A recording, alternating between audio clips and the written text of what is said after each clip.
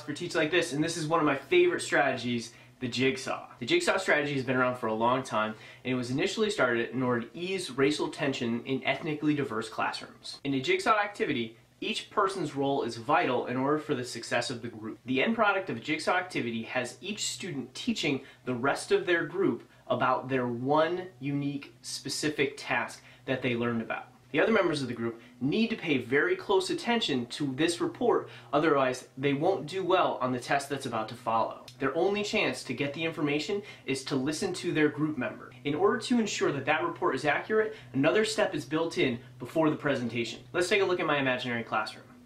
In this classroom I have 16 students.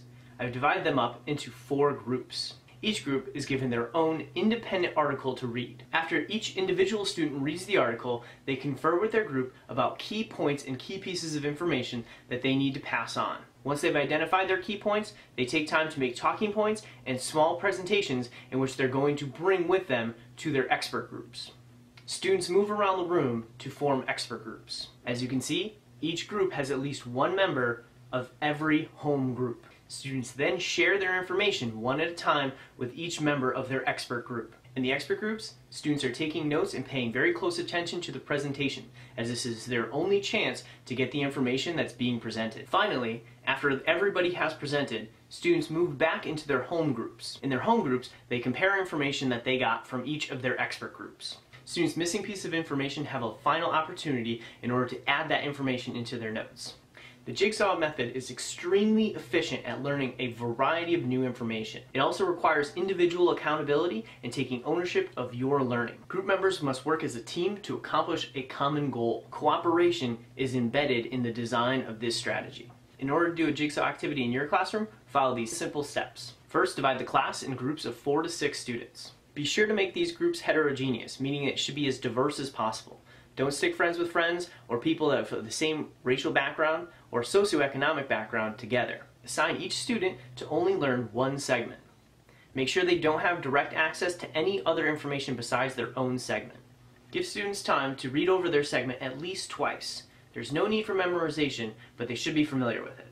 Next, allow students to move into their home groups. In their home groups, they're going to be comparing notes and things that they find important in the segment that they've read. At this time, they should be coming up together with a presentation that they're going to each bring to their own expert groups. Everybody has stake in this presentation because everyone is going to have to give it at some point. Once the presentations are done, have students move into their expert groups. These groups are called expert groups because each member of the group is an expert in one segment of learning. Have each expert give his or her presentation to the rest of the expert group. Encourage other students in the expert group to ask questions if they need clarification.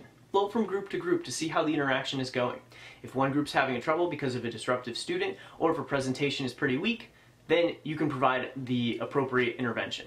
At the end of the lesson, provide some sort of test, quiz, or assessment so the students realize that this information that they're learning is valuable and that you find these sessions important. As we all know, there's a variety of different kinds of students in your classroom. It's a good idea to rotate the role of the group leader in every jigsaw activity that you do. And that way, students that like being dominant will be forced to take a back seat and allow other students to enhance the skill that they don't necessarily exhibit. Another concern is the slow student. What happens if a student gives an inferior report in the expert group? The grade of all of those other group members is going to suffer. Doing a proper jigsaw activity accounts for that student, in which case that student's information will be bolstered during their time in the home group.